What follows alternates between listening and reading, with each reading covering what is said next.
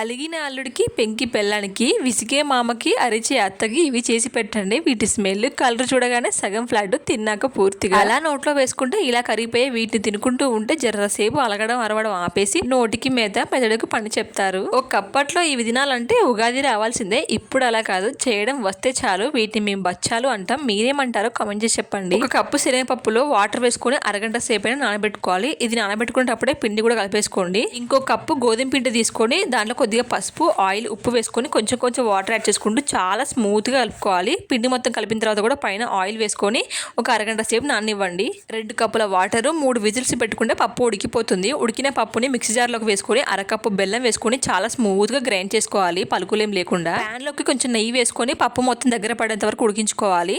చపాతీ ముద్ద సైజు, పూర్ణం సైజు ఈక్వల్గా ఉండాలి. మీకు కావాల్సినంత పలుచగా నెయ్యి వేసుకుంటూ కాల్చుకోవడమే. టేస్ట్ మాత్రం సూపర్గా వచ్చాయి. నచ్చితే చిన్న లైక్ ఇవ్వచ్చుగా.